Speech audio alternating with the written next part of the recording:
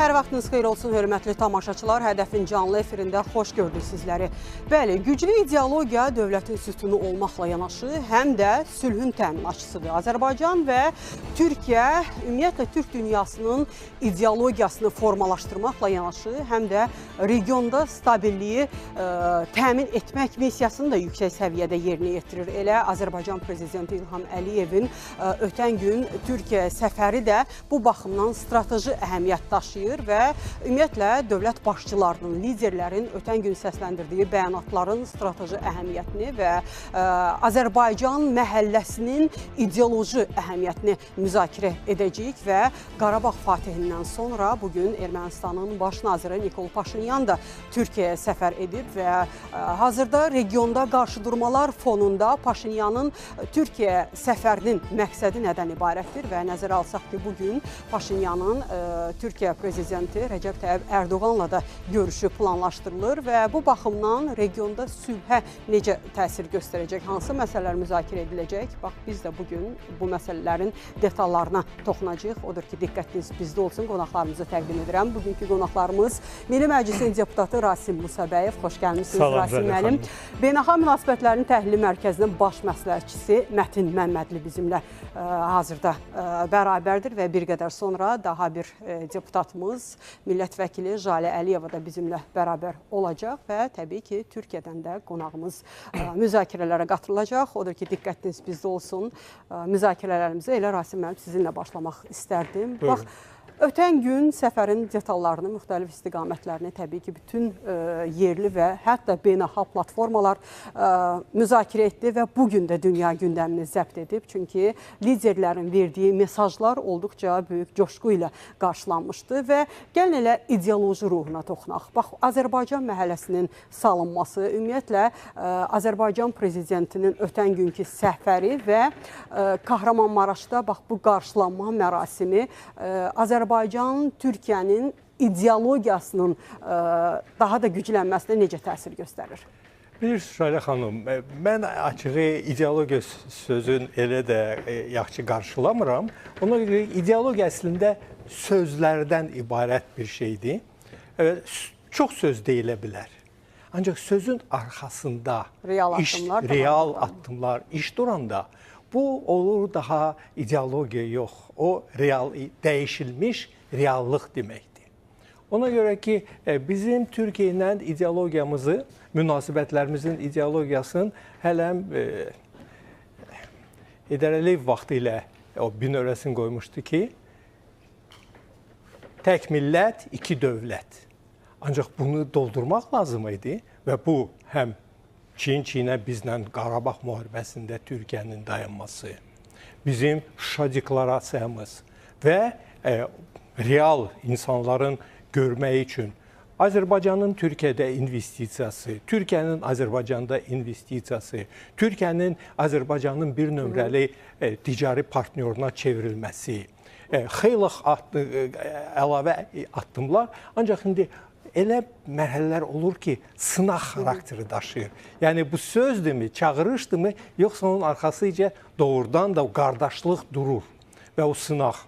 Qarabağ müharibəsi zamanı özün bir üzə verdi. Çox üzr istəyirəm, növbəti qonağımızı da mən təqdim edim. Jalə Əliyeva artıq studiyamızdadır. Bəli, buyurun davam edin. Və sonra isə o zəlzələ zamanı ilk ora, demək olar ki, gedən, ən kütləvi şəkildə 1000 nəfər adam getmişdi ki, o zəlzələ bəlasından köməklik əlini uzatmaq üçün.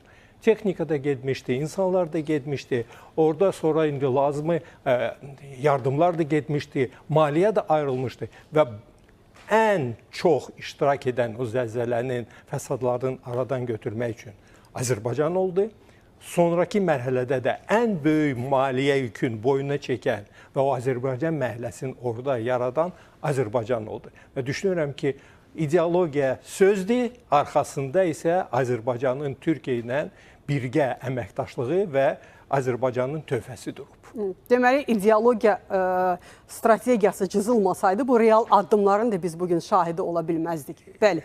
Və Qarabağın Fatihinin dünən Kahramanmaraşda, Türkiyədə belə coşqu ilə qarşılanması, təbii ki, ideologiya ilə yanaşı, həm də mədəniyyətlər arası əməkdaşlığa da, bax, bu Türk dünyasının mədəniyyətlər arası əməkdaşlığını da gücləndirdi. Bax, Jalə xanım, necə qiymətləndirərdiniz bu baxımdan nəticələri? Əvvəla öz növbəmdə salamlayıram bütün tamaşaçılarımızı və biz dünən hər birimiz televiziya ekranı qarşısından, internet vasitəsilə, mətbuat vasitəsilə növbəti dəfə Azərbaycan-Türkiyə dostluğunun, qardaşlığının, əbədi yaşarlılığının şahidi olduq.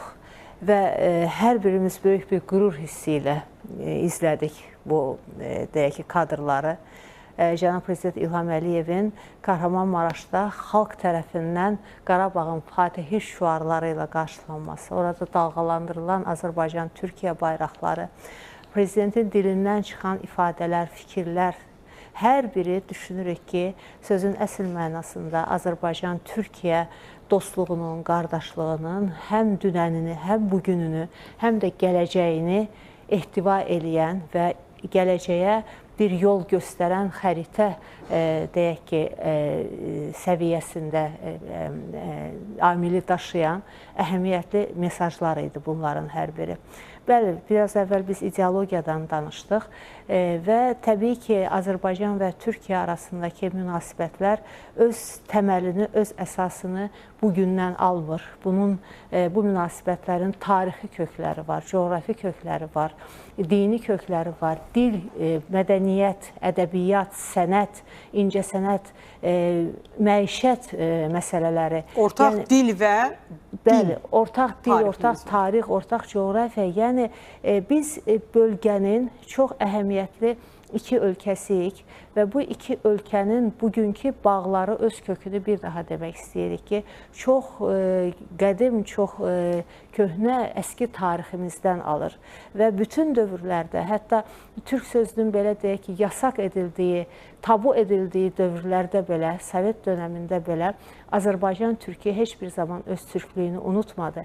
Eyni zamanda Türkiyədə Azərbaycanı hər bir zaman bir gün gələcək, Atatürk'ün söylədiyi kimi, bu ölkələr Sovet boyundurğundan azad olacaqlar və biz o günə bugündən hazırlanmalıyıq deyərək bu iki ölkə öz hazırlıqlarını gördü.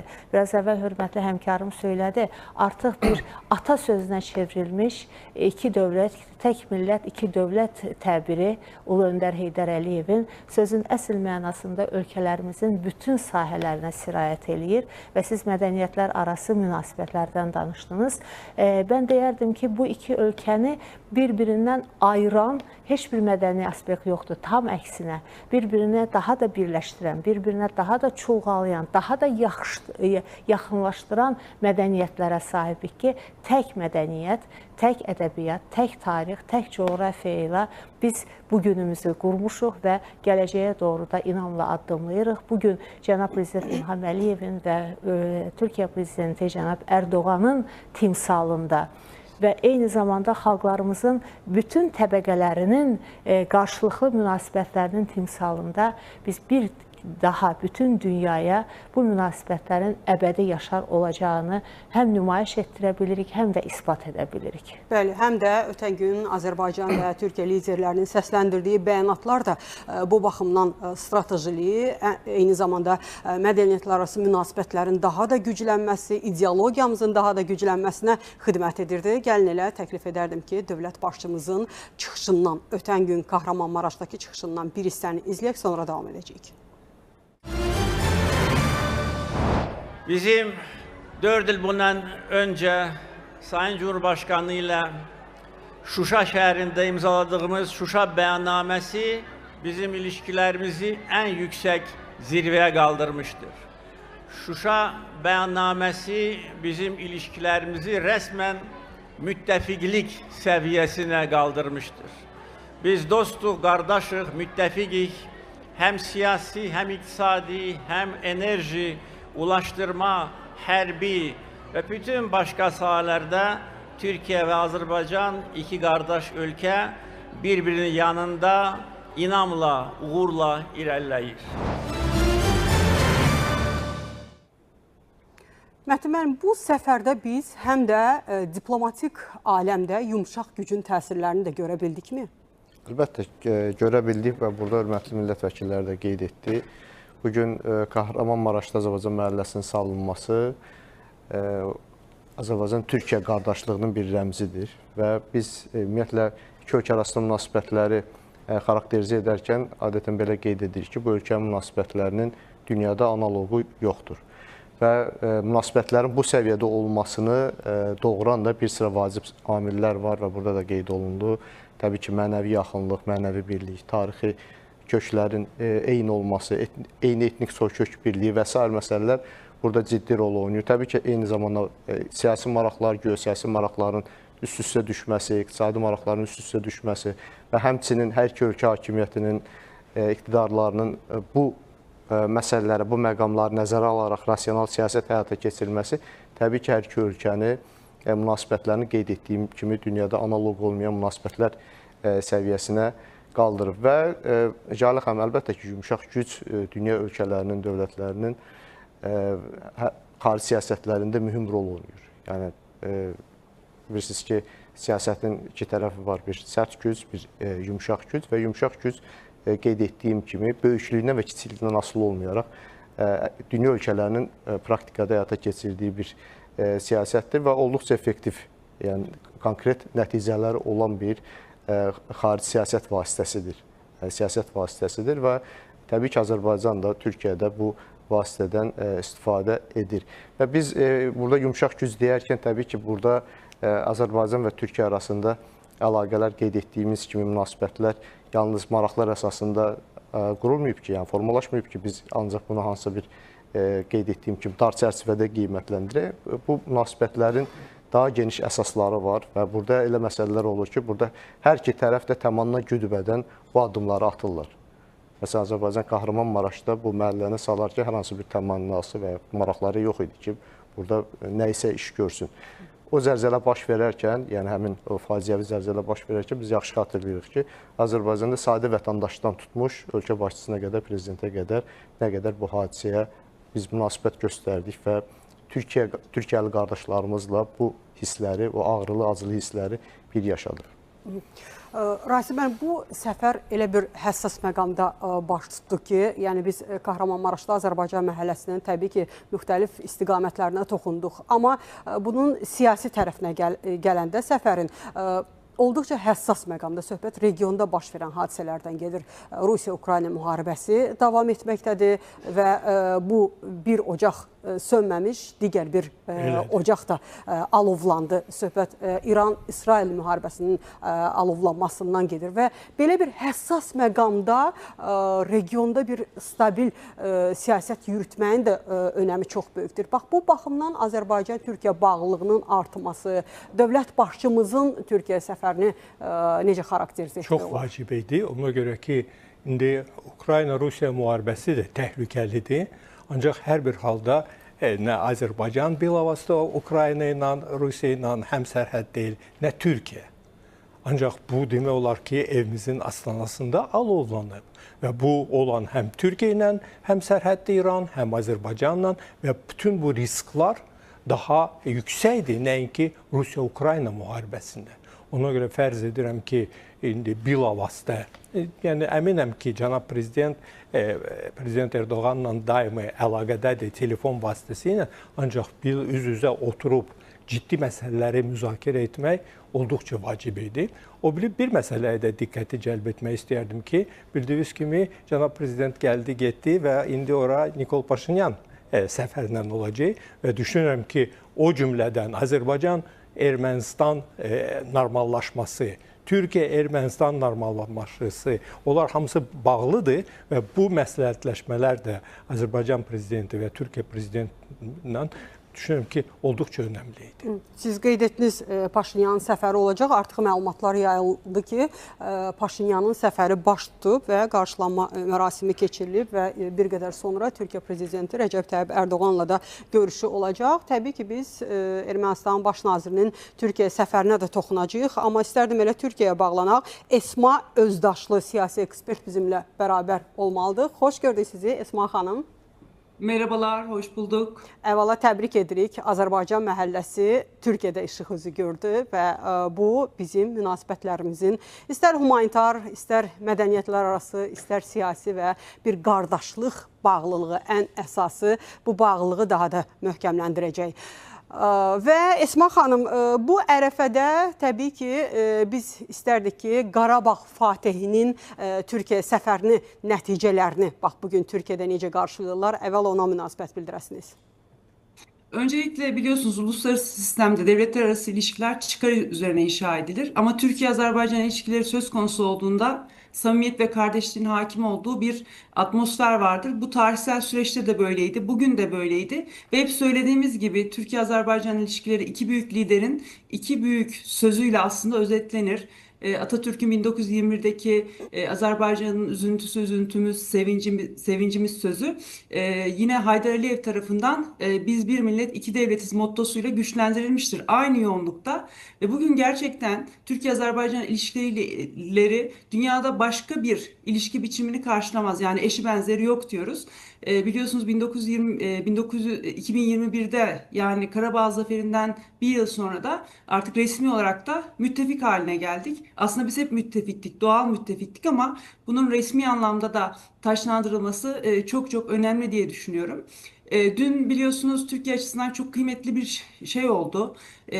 Deprem olduğu zaman ilk biliyorsunuz bizim sıkıntımızı, derdimizi paylaşan Can Azerbaycan oldu. Bu hep Türkiye'de takdir gördü. Azerbaycan tüm kaynaklarında sadece resmi değil, bütün halkıyla, kamuoyuyla, Türkiye ile paylaştı. O biraz önce ifade ettiğim gibi dertte ve kederde, sevinçte bir olma ülküsü aslına bakarsanız bizim yaşadığımız o büyük depremde Azerbaycan tarafından tasdik edildi. Bizim derdimizle dertlendiniz. Çok teşekkür ediyoruz. Yani bunları söylerken de çok duygulandığımı ifade etmek isterim. Hani o küçük arabasına büyük ruhunu dolduran bir kişi vardı. Şimdi ismini hatırlayamadım heyecandan.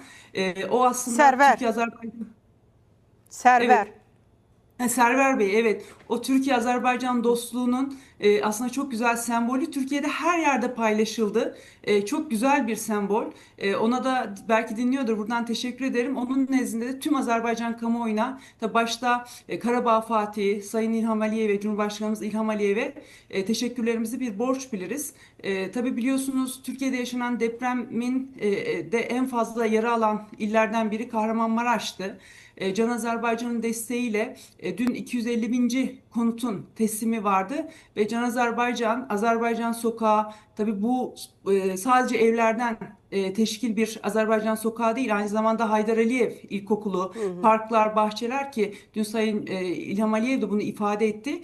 Yani Kahramanmaraşların o üzüntülerini az da olsa giderecek çok güzel bir yaşam alanı Can Azerbaycan'ın desteğiyle kuruldu. Dün hepimiz gururla, duyguyla bunu izledik. Ben çok teşekkür ediyorum sizlere. Yani bu desteğiniz için var olun.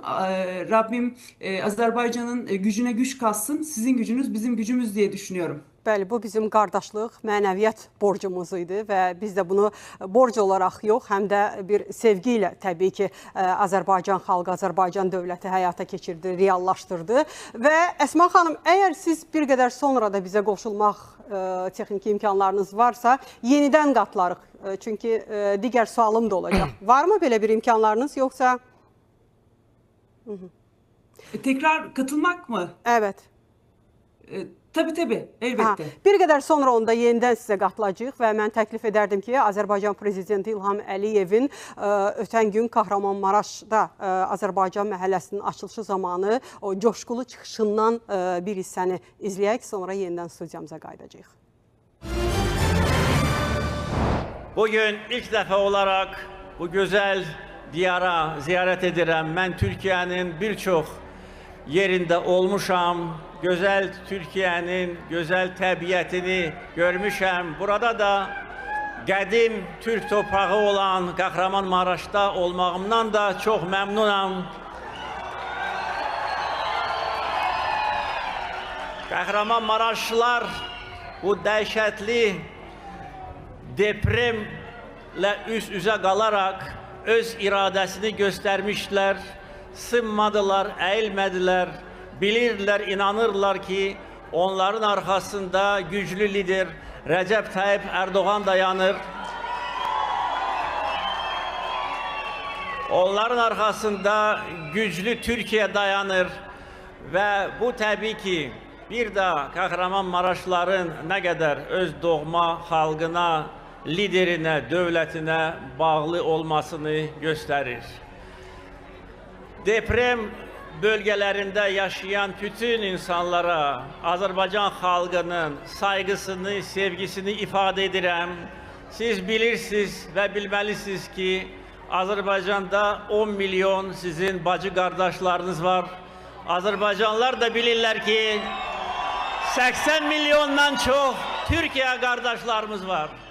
Yaşasın Türkiye, yaşasın Türkiye-Azərbaycan birliği, qardaşlığı. Bəli, 10 milyon Azərbaycan, 80 milyon Türk, bu həm də böyük insan. 86, hə? Bəli. 90 milyon. 90 milyon, hətta bir qədər də bu coğrafiya genişlənir və böyük bir insan kapitalı deməkdir. Bax, bu Azərbaycan Türkiyənin gücünə güc qatan ən vacib amillərdən biridir və dövlət başçımız çıxışlarının birində qeyd etmişdi ki, və onların da əksəriyyəti gənclərdən ibarətdir. Bax, bu baxımdan bu gənclər sülhü regionda necə formalaşdırır? Elə cənab prezidentin səfəri timsalında buna yanaşmış olsaq. Bəli, biraz əvvəl yenə cənab prezidentin möhtəşəm çıxışından çox əhəmiyyətli məqamları dinlədik və həqiqətən də insanın qəlbi qürur hissi ilə döyünməyə bilmir. Cənab prezident, Azərbaycanda 10 milyon qardaşımız var və eyni zamanda Türkiyədə 80 milyon qardaşımız var dedi. Bunlar sadəcə rəqəmlər deyil. Bu rəqəmlərin arxasında iki ölkənin dövlət başçılarının, siyasilərinin, parlamentlərinin, hökumətlərinin, eyni zamanda xalqın bütün nümayəndələrinin birlikdəliyi dayanır, qardaşlığı dayanır.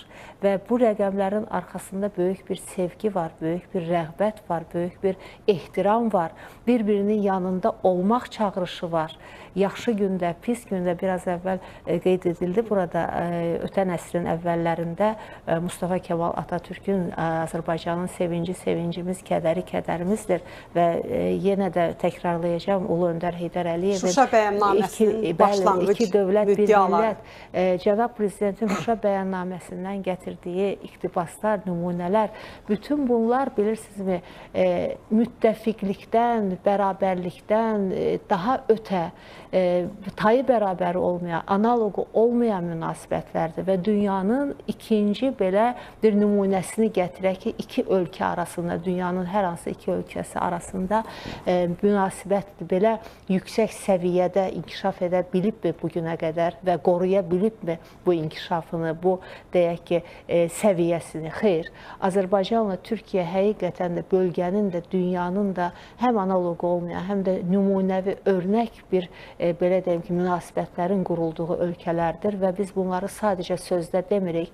Bunlar belə deyim ki, sadəcə ora patriotizm fikirləri deyil. Bu münasibətlərin arxasında bir neçə dəfə artıq qeyd etdik.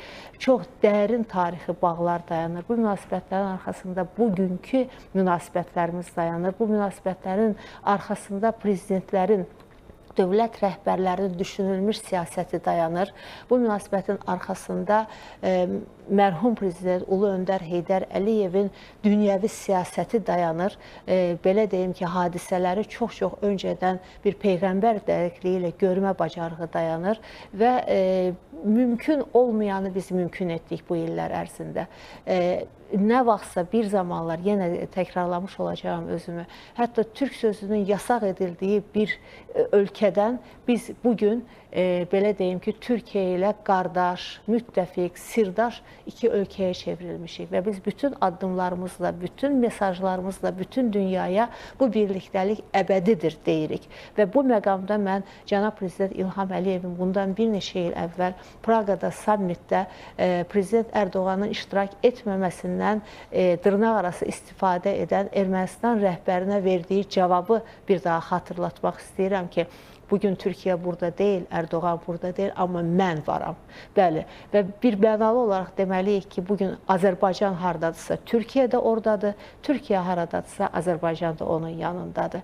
Və bu örnək münasibətlər, bu örnək diyaloq, bu örnək əməkdaşlıq düşünürəm ki, getdikcə, daha da genişləndikcə həm bölgədə, həm də dünyada çox əhəmiyyətli bir gücə çevrilir. Biz yumşaq gücdən danışırıq. Bəli, biz heç bir ölkəyə belə deyək ki, iddialarımız yoxdur. Bizim heç bir ölkənin torpağında gözümüz yoxdur. Biz ancaq sülh tərəfdarıyıq. Ümumiyyətlə, türk nəsli, türk qövmü tarixdən bəri ancaq getdiyi torpaqlara, yaşadığı ərazilərə sülh gətirib. Və bugün də Azərbaycanın da timsalında, Türkiyənin də timsalında biz bunu görürük. Ancaq, amma və lakin bizə qarşı, bizim torpaqlarımıza, bizim birliyimizə, bizim müqəddəratımıza qarşı çevrilə biləcək hər hansı bir qərəzə qarşı da bizim dəmir yumruğumuz, dəmir gücümüz, dəmir iradəmiz hər zaman yerindədir.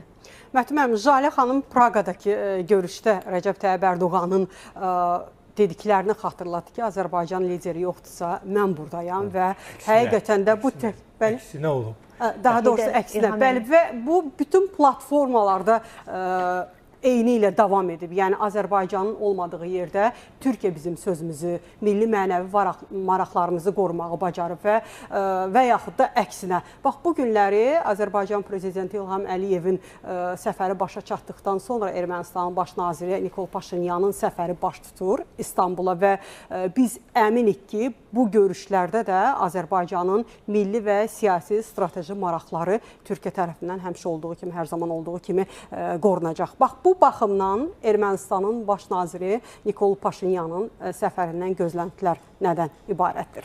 Əvvəla Jalə xanım qeyd etdiniz, yəni Praqada cənab prezidentin məlum sözlərini. Əlbəttə ki, biz müttəfiqik, dostuq, qardaşıq deyəndə yalnız bu söz deyil. Biz əməldə həm Azərbaycan, həm də Türkiyə sübut edib ki, biz əməldə də sözün bütün mənalarında müttəfiqik, qardaşıq və dostuq və bütün beynəlxalq platformalarda, yəni ayrı-ayrı beynəlxalq təşkilatlar olsun, digər forumlar olsun və s. Azərbaycan və Türkiyə bir-birinin qarşılıqlı olaraq maraqlarını və mənafeyini müdafiə edirlər. Konkret olaraq Paşinyanın səfəri və Türkiyənin mövqeyi Paşinyan Ermənistanla münasibətlərdə və yaxud Cənubi Qafqazla bağlı Türkiyənin siyasətində rəsmi Ankara hansı məqamları nəzərə alır? Onu qeyd etmək istərdim ki, təbii ki, Nikol Paşinyanın Türkiyəyə səfəri ilk növbədə 2-ci Qarabağ müharibəsindən sonra Ermənistanla Türkiyə arasında bir danışıqlar prosesi başlayıb və danışıqlar prosesinin də məqsədi ondan ibarətdir ki, iki ölkə arasında münasibətlər bərpa olunsun, sərhədlər açılsın və bu səfər də hesab edirəm ki, həmin danışıqlar prosesinin, həmin başlanan prosesin bir tərkib hissəsidir. Ancaq burada təbii ki, bu sadə məsələ deyil, kifayət qədər mürəkkəb bir prosesdir. Çünki burada yalnız Ermənistan və Türkiyə maraqlarından söhbət getmir. Burada eyni zamanda Azərbaycan da var və Türkiyə hakimiyyəti də, Türkiyə iqtidarı da artıq dəfələrlə bəyan edib ki, və bu siyasətinə də bu günə qədər sadiq qalıb ki, Ermənistanla münasibətlərin bərpası məsələsində, sərhədlərin açılması məsələsində koordinasiyalı, yəni Azərbaycanla koordinasiyalı fəaliyyət göstərəcək. Bilirsiniz, yəni ən yeni tarixə biz baxsaq 90-cı illərin əvvəllərindən də, yəni Ermənistanla Türkiyə arasında bilirsiniz ki, kifayət qədər ciddi problemlər vardı və bugün görünən odur ki, xüsusilə 2-ci Qarabağ müharibəsindən sonra, hətta ondan əvvəl, bir qədər əvvəl də iki ölkə arasında qarşılıqlı olaraq bu problemləri həll etmək əzmi, iradəsi və maraqları və mövqeyi var idi. Ancaq görünən odur ki, və Türkiyə həm də Azərbaycanın mövqeyindən çıxış edir.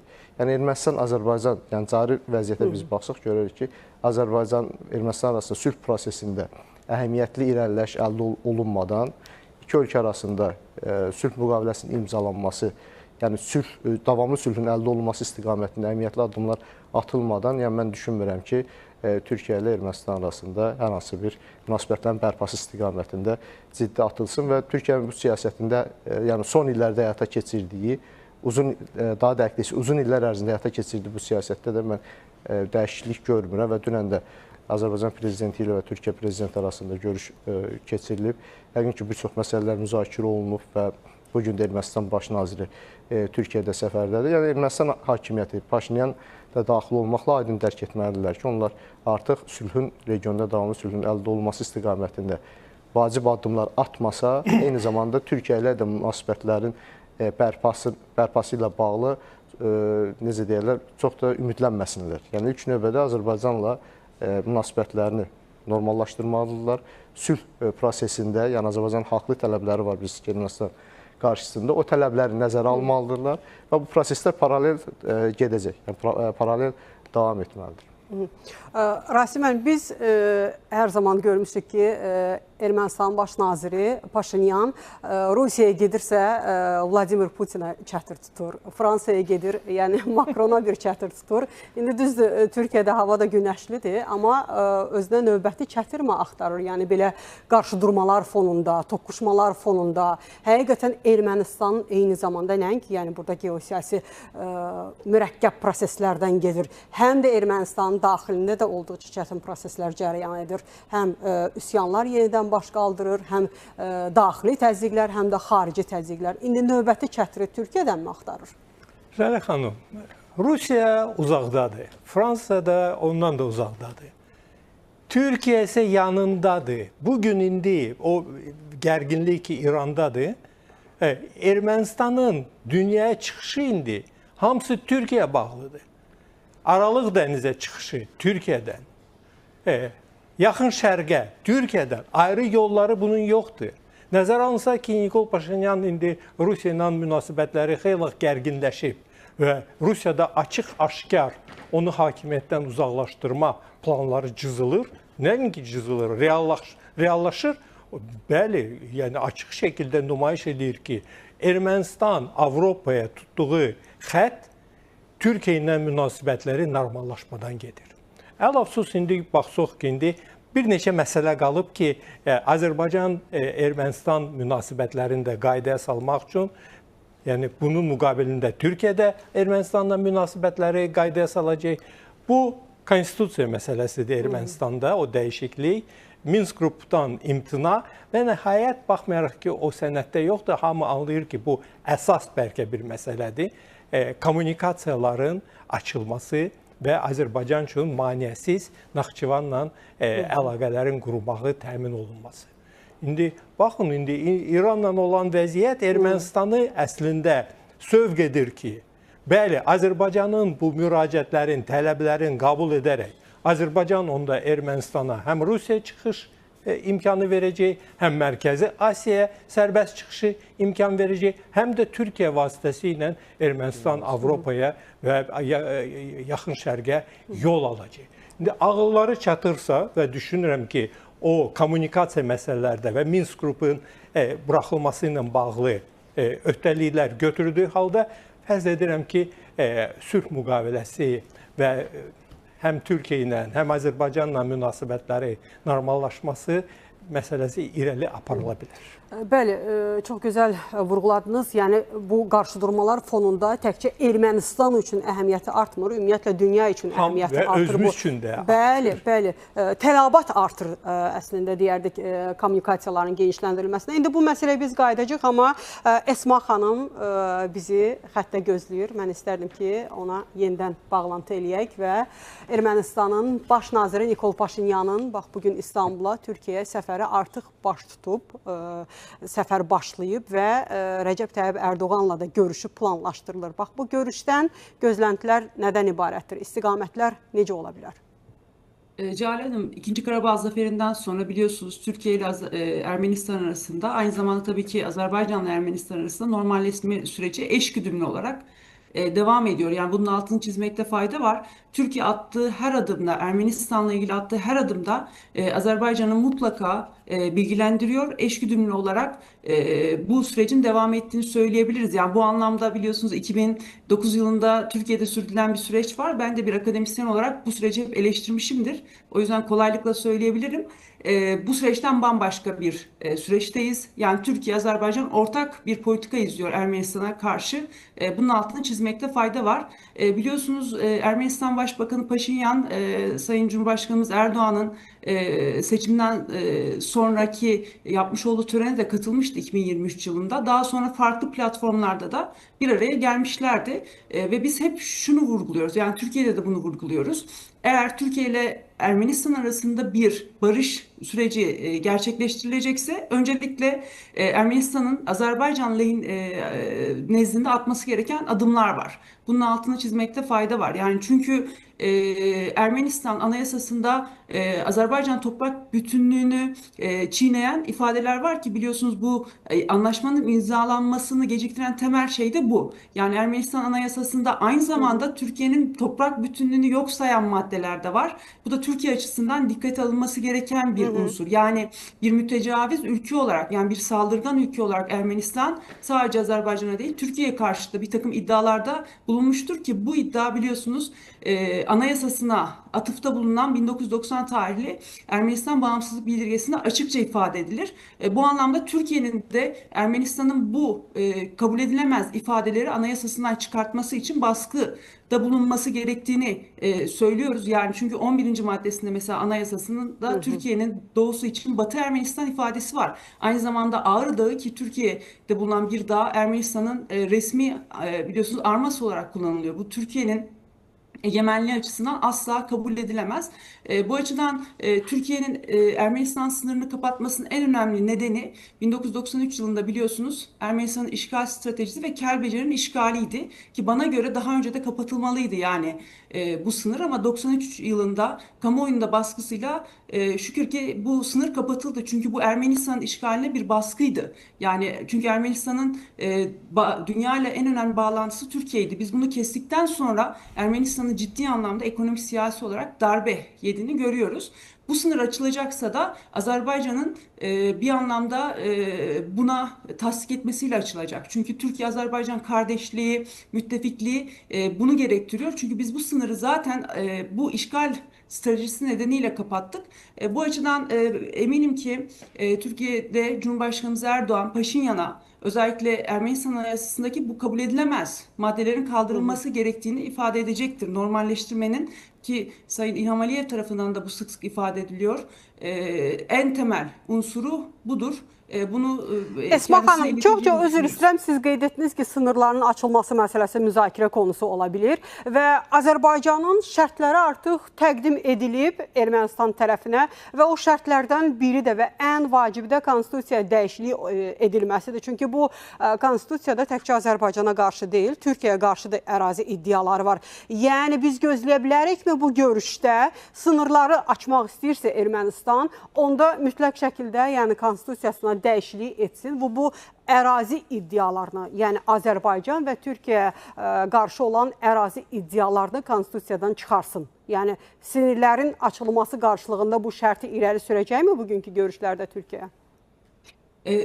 Kısaca çünkü vaktimiz yakınlaşıyor. Birleşmiş Milletler şartının 2. maddesine göre devletlerin egemenliğine saygı. Ya biz aslında Ermenistan'dan olağanüstü bir şey talep etmiyoruz Cale Hanım. Her ülkenin yapması gereken, her komşu ülkenin yapması gereken şeyi talep ediyoruz. Yani bizim sınırlarımızı ve bağımsızlığımızı, egemenliğimizi tanı. Seninle normal bir ilişkiye böyle girebiliriz diyoruz biz Ermenistan'a. Dolayısıyla Türkiye'nin de bu konuda baskıların artacağını düşünüyorum ki biraz önce Sayın Vekilimiz de ifade etti. Mesela Zengezur konusu, koridorun açılması ki Zengezur bir Türk toprağıdır. Yakın zamanda ben de bununla ilgili bir köşe yazısı yazdım. Orada da vurguladım. Bir Türk toprağıdır ama 1920'de Stalin'e verilmiştir biliyorsunuz. Bu koridorun açılmasının en fazla fayda görecek ülkenin ben Ermenistan olduğunu düşünüyorum. Çünkü Ermenistan'ı Avrupa'ya, Batı'ya bir anlamda bağlayacak temel koridor burası. Şimdi İran'da biliyorsunuz İsrail'le çatışma var. Dolayısıyla buradan da bağlantı kurması mümkün değil Ermenistan'ın. Bu bakımdan bu yaşanan çatışmanın, İran'da yaşanan sürecin Ermenistan'ın adım atmasını etkileyeceğini düşünüyorum Cale Hanım. Çünkü Ermenistan doğal kaynakları olmayan, bölgedeki tüm komşularından İran dışında toprak talebi olduğu için, bakın Türkiye'den değil sadece, Azerbaycan'dan değil, Gürcistan'ın da eski Türk toprağı Caveti yani Ağızka topraklarından talepleri de var biliyorsunuz Ermenilerin. Bu anlamda böyle bir ülkeden bahsediyoruz, mütecaviz bir ülkeden. Biz bu mütecaviz ülkeye diyoruz ki eğer normal ilişki kurmak istiyorsan o zaman anayasandaki bu anormal maddeleri kaldırmalısın şeklinde. Türkiye'nin de elbette talebi bu yönde. Biz bunun şu yönden de vurguluyoruz Cale Hanım. Türkiye Azerbaycan Tamam. işgal nedeniyle sınırlarını kapatmıştı. Ama aynı Ermenistan'ın Türkiye'den de talepleri var. Bunun altını çizmekte fayda Yekunlaşdırmağı var. xahiş edəcəm fikirlərinizi. Bəli. Vaxtımız Evet. Bəli. Cale Hanım, sürem bitti mi? Sadece son bir şey vurgulamak isterim. Buyurun, buyurun. Ben 2 hafta önce Can Azerbaycan'daydım bayramdan önce. Gerçekten çok mutlu 4-5 gün bir akademik toplantı geçirdim. Air Center'ın sayın düzenlediği ve aynı zamanda Hikmet Hacıyev beyefendiyle de görüşme fırsatımız oldu. Benim için bu süreçteki benim için en önemli şeylerden biri çocukluğumdan beri hayatımın bir parçası olan Karabağ'ı görmekti, Şuşa'yı görmekti. Çünkü biz çocukluğumuzdan beri buranın sevdasıyla, sevgisiyle yaşadık ve Şuşa'nın toprağına dokundum ben. Bu beni çok duygulandı. Şuşa'nın toprağına dokunmak benim için inanılmaz bir histi. Bunu anlatmakta zorlanıyorum. Aynı zamanda bunu geldiğim zaman üniversitede öğrencilerime anlattım, arkadaşlarıma, aile ortamımda anlattım. Şunu söyledim. Azerbaycan'ın büyüklüğünü ben Karabağ'da bir kez daha gördüm. Ermenilerin yıktığı, Teşekkür. yaktığı, yok ettiği toprakları o kadar güzel ihya etmiş ki Azerbaycan. Ben çok teşekkür ediyorum. Ben Cuma Camii'ne gittiğim zaman şunu hissettim. Hep şunu düşünürdüm. Ermenilerin ahıra çevirdiği o mekanlarda acaba... Təşəkkür hiçbir- edirik Əsma xanım sizə. Bəli, çox gözəl xatırlatmalar etdiniz. Əlbəttə ki, Təşəkkür ötən ederim, gün çox sağ olun. Kahramanmaraş Azərbaycan məhəlləsi bizə bir daha məhz işğaldan azad olunmuş torpaqlarımızda Türkiyənin rolunu, bax bu mənəvi siyasi rolunu bir daha xatırlatdı. Eyni zamanda bütün mənalarda Türkiyənin Azərbaycanın yanında olmasını xatırlatdı və biz bu günləri öz mənəvi borcumuzu Kahramanmaraşda bir daha göstərmiş olduq. Və bir daha xatırlatma edim ki, Türkiyədən bizimlə bağlantıda Esma Özdaşlı siyasi ekspert idi və ona təşəkkürümüzü bildiririk. Amma cənab prezidentin artıq Bakıda görüşləri sıx olaraq davam edir və bir qədər əvvəl Rasim müəllim, siz gözəl məsələyə toxundunuz. Təbii ki, bu nəqliyyat, kommunikasiya məsələlərinin genişlənməsinə toxundunuz və Azərbaycan prezidenti elə ölkəyə qayıtdıqdan sonra Çin Xalq Respublikası ilə hökumət arasında, Azərbaycan hökuməti arasında kəmər və yol təşəbbüsünün birgə təşviqi üzrə əməkdaşlıq planını təsdiq edib. Çünki mən bunu nəyə görə xatırlatdım? Bayaqki müzakirələrimizin belə deyək də tərkib hissəsi idi. Ona görə mövzuya qayıdacaq. Amma Prezident İlham Əliyevin bugün həmçinin Ultimate Fighting Championship'in prezidenti Amerikalı sahibkar Dana White'ı da qəbul edib və bununla bağlı bizim sujetimiz də var. Operativ olaraq sujeti sizlərə təqdim edək. Sonra studiyada müzakirələrimizi davam etdirəcəyik. Azərbaycana səfərdən məmnunluğunu ifadə edən Dana White Bakıda keçiriləcək UFC turnirinə hazırlıq işlərinin yüksək səviyyədə aparıldığını vurğuladı və göstərilən dəstəyə görə Prezident İlham Əliyevə minnətdarlığını bildirdi. Dövlətimizin başçısı UFC turnirinin ölkəmizdə ilk dəfə təşkil edilməsinin əhəmiyyətinə toxundu. Onun davamlı olacağına ümidvarlığını bildirdi və bu tədbirin Azərbaycanın dünyada idman ölkəsi kimi daha çox tanıdılması baxımından rolunu qeyd etdi. Söhbət zamanı Azərbaycanda idmanın bütün növlərinə göstərilən dövlət qayğısından söhbət açıldı. Son illərdə idmançılarımızın dünya səviyyəli mühüm yarışlarda qazandıqları uğurlar vurğulandı. Gənc nəsildə idmana olan həvəsin təbliğ edilməsi istiqamətində görülən işlərə toxunuldu. Görüşdə indiyədək ölkəmizdə nüfuzlu beynəlxalq idman yarışlarının yüksək səviyyədə təşkil edilməsindən məmnunluq ifadə olundu. UFC turnirinin də bu cür keçiriləcəyinə əminlik bildirildi.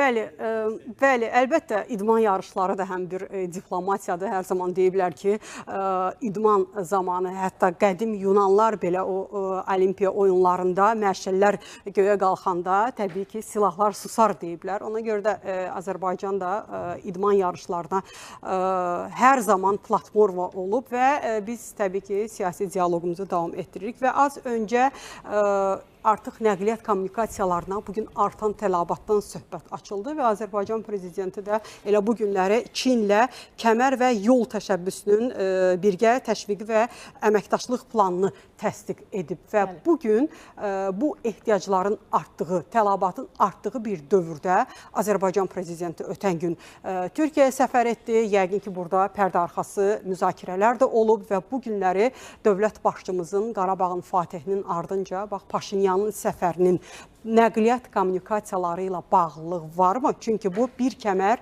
bir yol layihəsinə ümumiyyətlə ortaq dəhlizə bu günləri maraq, tələbat artıb. Jalə xanım, necə qiymətləndirərdiniz? Bəli, ümumiyyətlə bugün dəyişən dünya düzəni, yeni çağırışlar, bu çağırışlar doğrultusunda qurulan yeni münasibətlər əlbəttə ki, çox aktualdır.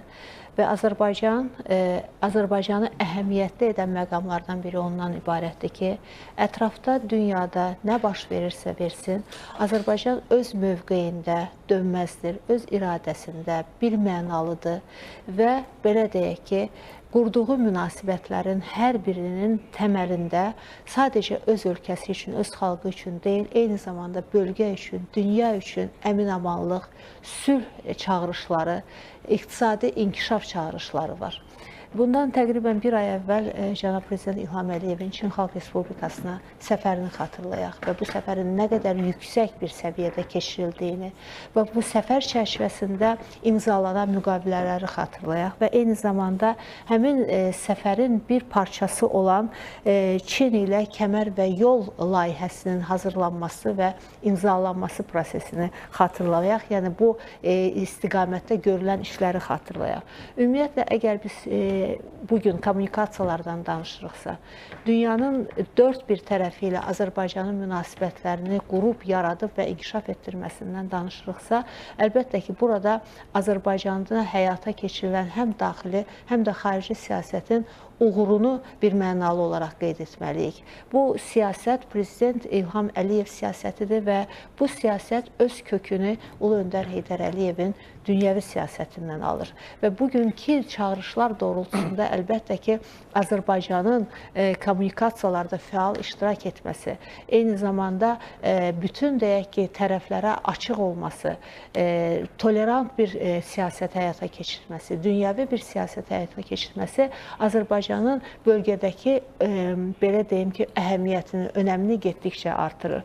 Və unutmayaq ki, əgər deyək ki, Çin ilə kəmər və yol layihəsindən gedirsə, biz qədim İpək yolunu da xatırlamalıyıq və bugünkü kəmər və yol layihəsi əslində elə yenə də tariximizə qayıdışımızdır. Böyük İpək yolunun bugünkü müasir həyatımızdakı canlandırılmasıdır. Amma sadəcə məsələ bununla bitmir. Eyni zamanda digər ölkələrlə bugün deyək ki, bölgə həqiqətən də bir çaxdaşma deyək ki, ocağına çevrilibdir. Və belə bir vəziyyətdə, belə bir şəraitdə Azərbaycanın həm öz stabilliyini qoruması, öz istiqrarını, öz gələcəyini təmin edə bilməsi, eyni zamanda elə bu şəkildə bu doğrultuda həm bölgə xalqlarının, həm də dünya xalqlarının əmin-amanlığını istəməsi əlbəttə ki, Azərbaycanı bugün fenomen bir ölkə səviyyəsinə gətirib çıxardır. Həm Azərbaycanı, həm də Azərbaycan liderini bir dünya lideri səviyyəsinə gətirib çıxardır və düşünürük ki,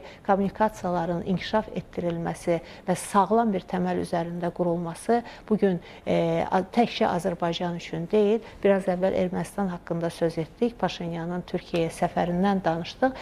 Düşünürəm ki, elə bu kimi addımlar Azərbaycanın çağırışları elə Ermənistanın özü üçün də çox əhəmiyyətlidir və Ermənistan bu çağırışları mütləq qəbul etməlidir. Ermənistan bugün dalana dirənib. Ermənistan bugün məğlub olmuş bir ölkədir. Ermənistan illərdən bəri iqtisadiyyatı çökmüş bir ölkədir və artıq yəqin ki, bugünkü düzəndə, bugünkü şərtlər altında artıq havadarlarına da bir o qədər bel bağlamır ki, artıq Türkiyədən mədət umur. Bugün artıq belə deyək ki, siz bu bayaq çox gözəl qeyd etdiniz, Türkiyənin çətiri altına girmək istəyir və əlbəttə ki, burada da bizim istəklərimiz, bizim tələblərimiz aydındır bütün dünyaya, dünya ictimaiyyətinə, həm Azərbaycanın, həm də Türkiyənin tələbləri bəllidir və bu tələblər həyata keçirilmədiyi müddətcə əlbəttə ki, Ermənistan yenə də elə özü üçün, öz xalqı üçün bəla ola biləcək siyasətini davam etdirərsə, əlbəttə ki, layihələrdən də kənarda qalacaq və bu heç bir şəkildə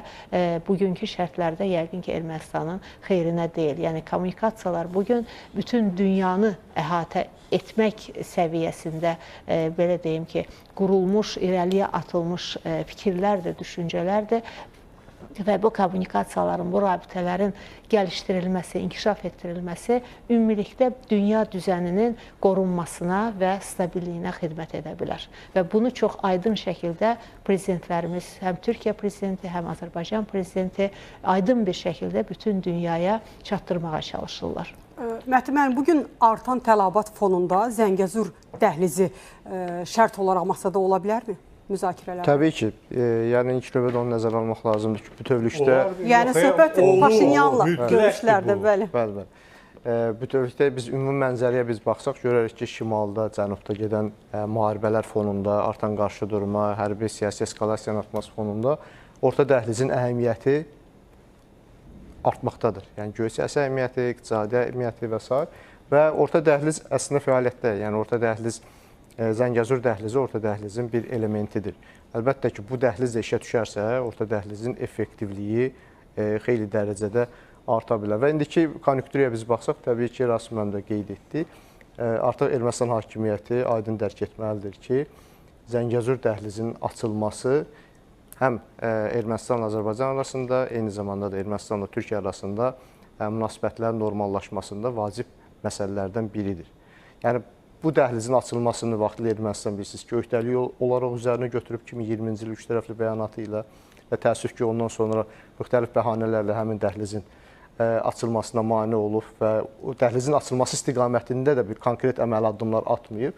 Ancaq artıq vəziyyət dəyişib. Yəni, bilirsiniz ki, regionda və yerləşdiyimiz coğrafiyada vəziyyət dəyişib və Ermənistan hakimiyyəti bu dəyişən vəziyyəti də nəzər almalıdır. Və ən əsası da, yəni onu nəzər almalıdırlar ki, Azərbaycanla Türkiyə ilə münasibətləri normallaşdırmadan, yəni Ermənistan həm orta, həm də uzun müddətli perspektivdə öz təhlükəsizliyini, rifahını, inkişafını təmin eləyə bilməz. Düz indi Nikol Paşinyan ara bir müəyyən açıqlamalar verir, konstruktiv fonda, tonda. Ancaq biz Ermənistan hakimiyyətindən və Nikol Paşinyandan artıq konkret əməli addımlar gözləyirik ki, həm Azərbaycanla, həm Türkiyə ilə münasibətlərin normallaşması istiqamətində əməli addımlar atsın. Yəni, bunlar olmayacaqsa, yalnız ritorika ilə, yalnız sözlərlə, yəni bu sözlərlə iki ölkə arasında münasibətləri bərpa etmək mümkün deyil. Bir şey əlavə deyim ki, baxın da, indi konstitusiyanı dəyişmək üçün buna vaxt lazımdır. Prosedur, səs vermək filan beşmək.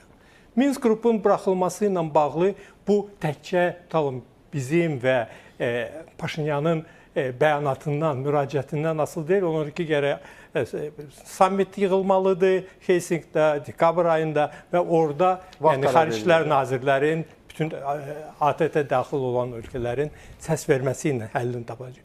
Dəhlizlə bağlı bu qərarı bu hökumət başçısı kimi verməlidir. Bunu verə bilər və bu təkcə qərar yox, onun icrasını da təşkil edə bilər. Və səmimidirsə və doğrudan da istəyir Türkiyə ilə, Azərbaycanla münasibətləri normallaşsın, zəhmət çəkilən o qərarları verginən, azı o dəmir yolun bərpası ilə bağlı işləri başlaginən və biz də görək ki, bəli, bu təkcə söz deyil, onun arxasıca iş gəlir.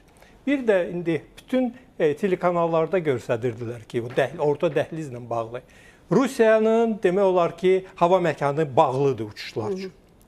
İndi İranın da hava məkanı bağlıdır və göstərirlər ki, bütün bu təyyarələr, yəni uzaq şərqdən Avropaya təkcə Xəzər dənizinin üstündən və bizim Cənubi Qafqazdan uçaraq həyata keçirilir.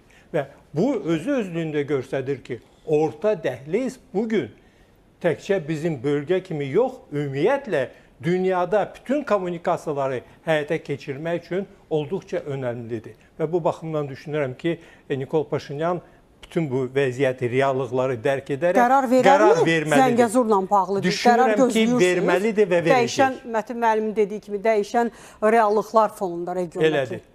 Yəni qərar verməlidir və verəcək. Şəla xanım, həm də yəni, onu da nəzərə almaq lazımdır ki, yəni, Zəngəzur dəhlizi yalnız Azərbaycanın və Türkiyənin maraqlarını, Ermənistan da maraqlarını təmin edir. Yəni, bunlar artıq aydın dərk eləməlidirlər ki, təzyiqdən çıxmaq üçün və regionda cərəyan edən proseslərə, iqtisadi proseslərə ilk növbədə inteqrasiya olunması üçün ilk növbədə bu dəhliz açılmalıdır. Jale xanım, sizin gözləntiləriniz sülhlə bağlı nədən ibarətdir? Və bura biz əlavə etsək ki, və bugün artıq işgüzar səfəridir, ilk işgüzar səfəridir Paşinyanın Türkiyəyə və ümumiyyətlə ziyalıların, mədəniyyətlər arası diyaloqun genişləndirilməsi də regiondakı sülhə, Cənubi Qafqazdakı sülhə öz müsbət təsirini göstərir. Bax, bu baxımdan yeni planlar nədən ibarətdir?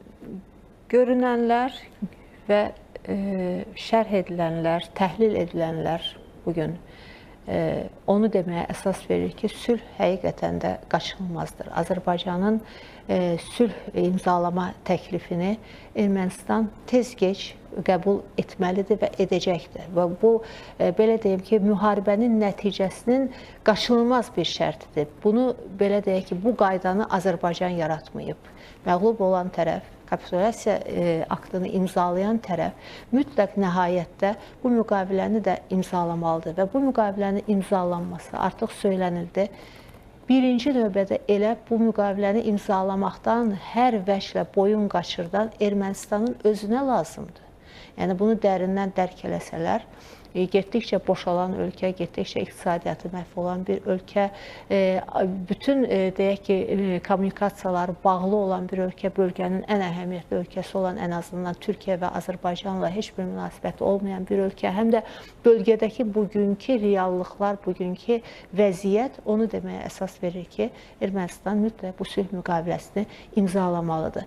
Və bu müqavilənin imzalanması sadəcə deyək ki, ölkələrə stabillik, sadəcə əminamanlıq, sadəcə belə deyim ki, iqtisadi dirçəliş gətirmir. Eyni zamanda ölkələr arası münasibətlərdə qaçınılmaz əhəmiyyətli bir amil olan mədəniyyətlər arası diyaloqun inkişaf etdirilməsinə böyük bir zəmin yaratmış olur və bugün bütün dünya ictimaiyyətinə məlumdur ki, Azərbaycan mədəniyyətlər arası diyaloqun beşiyidir. Desək, yanılmarıq və bu fikrimiz subyektiv qarşılanmaz. Çünki ard-arda Azərbaycanda həyata keçirilən mədəniyyətlər arası diyaloq forumları, Azərbaycanın bu istiqamətdə atdığı addımlar, həyata keçirdiyi layihələr, təşəbbüslər, rəhbərlik etdiyi təşəbbüslər, hətta dinindən asılı olmayaraq, deyək ki, xristian dünyasında həyata keçirdiyi quruculuq işləri, mədəniyyət obyektlərinin təmir edilməsi, məktəblərin təmir edilməsi, inşa edilməsi, yəni bugün Azərbaycan şərq, qərb, cənub, şimal arasında əhəmiyyətli bir yerdə gəlir və Azərbaycanla münasibətlərin Ermənistanla mədəniyyətlər arası diyaloqun istiqamətində yeni addımlar biz gözləyə bilərikmi, planlaşdırılırmı? Belə deyək də, biz bu bölgədə yaşayan ölkələrik. Yəni, belə deyim, taleyin hökmü ilə, tarixin hökmü ilə biz qonşuyuq və müharibə sonsuz davam edə bilməz. Keçən tarix də bunu göstərir, dünya tarixi də, bizim öz təcrübəmiz də bunu göstərir ki, bir gün, bir zaman gələcək ki, təbii ki, bu münasibətlər öz axarının ən yüksək zirvəsinə gəlib çatacaqdır və çatmalıdırdır. Çünki əbədi düşmənlik ola bilməz və Azərbaycan hər bir zaman, hətta müharibə günlərində belə də, hər bir zaman öz sülh əlini, öz əminamanlıq əlini uzatdı Ermənistana tərəf.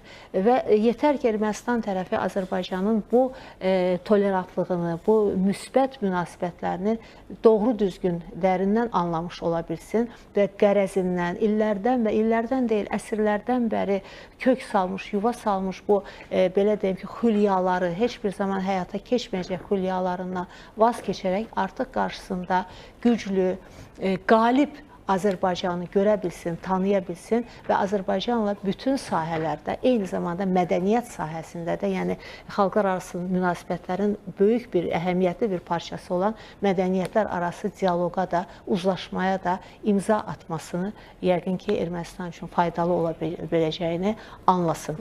Bu halda əlbəttə ki, Azərbaycan üçün də hər hansı bir sərhəd yoxdur. Bütün dünya ölkələrinə açıq olduğumuz kimi Ermənistana və Ermənistanla deyək ki, mədəni dialoqun da inkişaf etdirilməsinə düşünürəm ki, bu mənim şəxsi fikrimdir, subyektiv və ya obyektiv qarşılana bilər.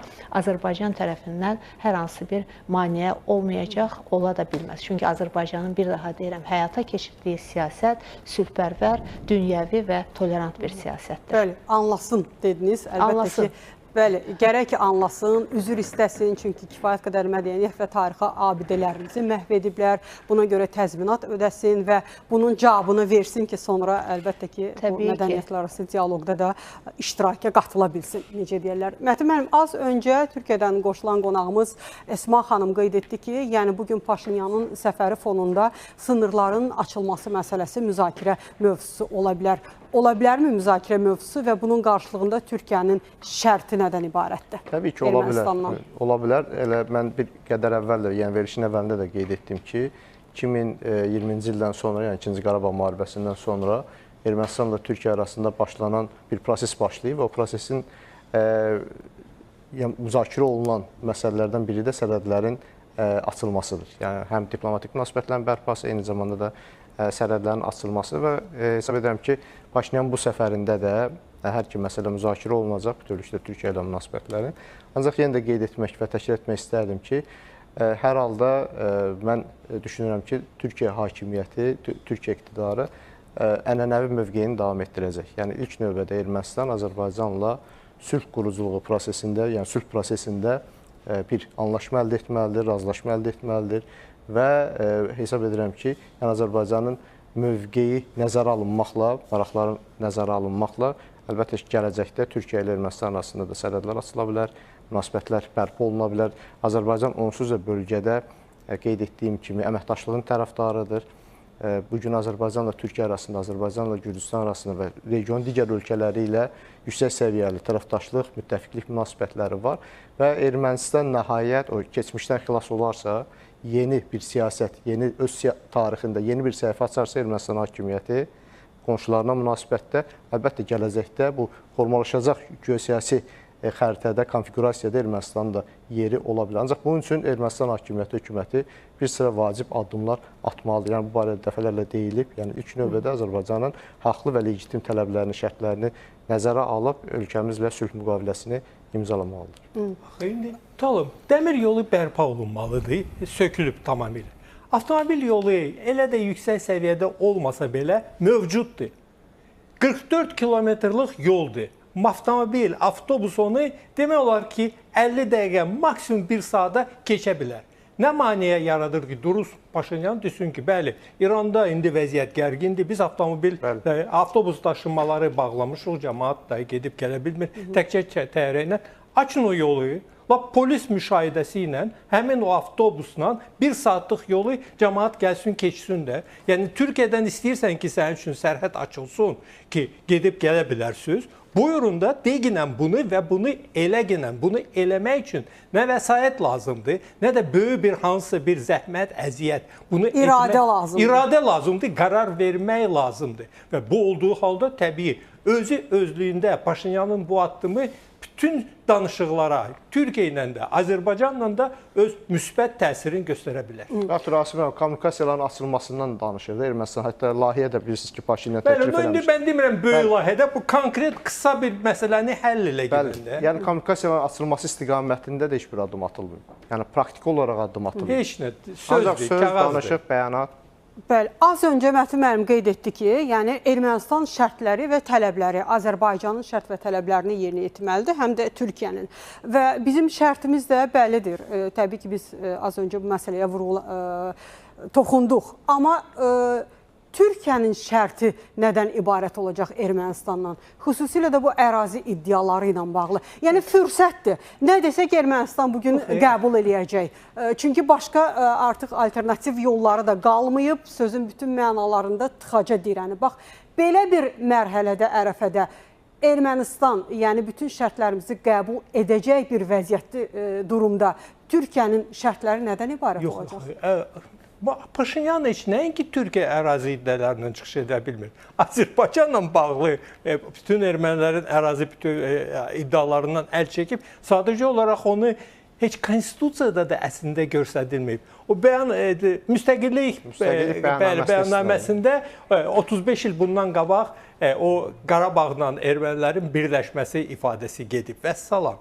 Türkiyə ilə də bağlı indi o rəmzlərdir, indi hansı bir ayrı məsələlər var ki, o da... Qərbi Ermənistan məsələsi də var. Ancaq indi Qərbi Ermənistan məsələsi, bunlar deyirlər, bizim gündəlimizdə yoxdur. Ancaq bəli, Ermənistan ərazisində elə bir qurum var ki, özün Qərbi Ermənistanın hökuməti kimi təqdim edir. Elə şeylər, Qərbi Ermənistan televideniyası elə bil ki, işləyir. Zəhmət çəksinlər, onlardan əl çəksinlər və düşünürəm ki, Paşinyan bunu edəcək. Ancaq indi birinci növbədə təbii mənim düşüncəmə görə kommunikasiyadır. Kommunikasiyaların açılması həm onlar üçün bugün Türkiyədən bunu dövlətlər arası münasibətlərin qurulmasından daha önəmlidir onlar üçün sərhədlərin açılması. Ona görə ki, erməni vətəndaşları Türkiyəyə sərbəst daxil olurlar. Onlar gedib sərhəddə viza alıb və keçirlər, orada çalışırlar. Onlar üçün o keçidin təmin olunması, keçidin təmin olunmasının müqabilində birmənalı şəkildə Zəngəzur dəhlizin indiki bir vəziyyətdə açılmasının təmin olunması. Yəni düşünürsünüz, mərhələli şəkildə aparılacaq. Biri digər məsələdən, şərtimizdən əvvələ, sonraya keçirilə bilərmi? İkisini də bərabər etmək mümkündür. Yəni sərhəd hazırlaşıb Türkiyədə açılmaq üçün. Hər şey orada görülüb və bərpa işlərində hamısını ediblər. Burada da indi yeniləyirəm, o yol könəlmiş bir balaca bir yoldur. Ancaq avtobus da keçə bilər, avtomobil də keçə bilər. Və sadəcə olaraq onun təhlükəsizliyini təmin etmək üçün polis müşahidəsi nə böyük bir işdir. 1 saatlıq yoldur da onun təhlükəsizliyin və sərbəst keçidini təmin etmək üçün. Jalə xanım, siz necə düşünürsünüz? Ermənistan hazırki məqamda, hazırki vəziyyətdə ərazi iddialarına əl çəkməyə hazırdırmı? Hazır olmalıdır. Qaçası yeri yoxdur onunla. Hazır olmalıdır. O deyir, səni sevəcək, sən sevməsən də. Yəni, başqa bir yol yoxdur, başqa bir yol buraxmayıb özünə. İllərdən bəri həyata keçirdiyi yanlış siyasətlə artıq belə deyim ki, öz xalqını da boğaza yığıb və artıq bu siyasətlə xalq da barışmaq istəmir və bu siyasət həqiqətən də onları getdikcə çıxmaza gətirib salır, dalana dirəndirir. Və əlbəttə bugün bölgədə Türkiyə və Azərbaycan mövcudluğu o qədər yüksək bir səviyyədədir ki, Ermənistan bu şərtləri başqa bir yolu yoxdur. Bir daha qeyd etmək istəyirəm ki, əgər öz ölkəsini birinci növbədə, öz gələcəyini, öz xalqını düşünürsə, əlbəttə ki, bu şərtləri qəbul etməlidir və danışıq masaları arxasına oturmalıdır. 30 il oturmadı, 30 il zənn etdi ki, qalibdir, amma Azərbaycan yerini, yolunu göstərdi Ermənistana nəticədə. Danışıqlar masasına dəvət etdik, gəlmədilər və biz gücümüzü tətbiq edərək bizə aid olan, bizim olan tarixi torpaqlarımızı geri aldıq. Bugün də yenə də həmin şərtlər masa üzərindədir. Bu şərtlərə əməl etməlidir. Bu şərtləri masa üzərində imzalamalıdır ki, bölgənin də gələcəyinə, belə deyim ki, rəvac vermiş olsun. Bəli, vaxtımıza az qalıb, Mətin müəllim. Amma siz həm də bir beyin mərkəzində bu alqoritmlərlə daha çox işləyirsiniz. Yəni biz bunu bilirik. Ümumiyyətlə, bu beyin mərkəzləri buna xidmət edir. Ermənistan cəmiyyətinin bugün alqoritmləri hansı istiqamətdə, kompaksı hansı istiqaməti göstərir? Türkiyə, Rusiya, Qərb, Fransa, bax bugün Türkiyə səfəri çərçivəsində yanaşsaq, Ermənistan cəmiyyətinin gözləntiləri nədir Türkiyədən? Qısa olaraq qeyd etmək istərdim ki, Jalə xanım, konkret olaraq sülh prosesi ilə bağlı, yəni Azərbaycanla sülh məsələsinə münasibətdə Ermənistan cəmiyyətinin də o formalaşmış rəyi biz paradoksal qiymətləndirə bilər. Yəni bir tərəfdən mən hesab edirəm ki, onlar bizdən indi müharibə istəmir. Amma eyni zamanda da sülhə hazır deyirlər. Yəni onu da əlavə etmək istərdim. Yəni paradoksallıq buradandır. Və 2-ci Qarabağ müharibəsindən sonra da xarici siyasət vektorlarının Cəmiyyətlərin, yəni erməni cəmiyyətinin, xalqının Türkiyədən sosial gözləntiləri böyükdür. Yəni bu rol oynaya bilərmi? Bəli, rol ola bilər və iqtisadi, ticari maraqlar var. Onlar başa düşürlər ki, yəni Türkiyə ilə sərhədlər açılmadan, münasibətlər bərpa olmadan, yəni Ermənistanın gələcəyi, cəmiyyət olaraq, dövlət olaraq gələcəyi qeyri-müəyyəndir. Bəli, Rasim. Bəli, yəni elə məsələlər var ki, qaçası yeri yoxdur və eyni zamanda Paşinyana yaxın iş adamı, o Sukiyasyan var, oliqarxdır o da, deputatdır. Paşinyana yaxın adamdır, ona dəstək verən adamdır və onun da bütün iqtisadi maraqları Türkiyə bağlıdır. Belə amillər də var. Yəni ermənilər Rusiya ilə görəndə ki, münasibətlərdə gərginlik var və bilavasitə Nikol Paşinyanın hakimiyyətini oradan devirmək istəyirlər. Bu Makrondan istədiyi dəstəyi ala bilmədi. Sonra ABC-da o dəyişikliklər... Oliqarxların arxasında bugün açıq şəkildə bilirik ki... Belə olan halda fərz edirəm ki, Türkiyə ilə, Azərbaycanla münasibətləri normallaşmaqdan başqa rasional onun üçün seçim yoxdur. Təşəkkürümü bildirirəm sizə, dəyərli qonaqlar. Çox maraqlı fikirləriniz üçün. Bəli, hörmətli tamaşaçılar, artıq hədəfin vaxtı yekunlaşdı. Biz Prezident İlham Əliyevin ötən gün Türkiyə səfərinin yekunlarını müzakirə etdik, nəticələrini müzakirə etdik. Sağlı olsa yenidən görüşəcək. Salamat qalın.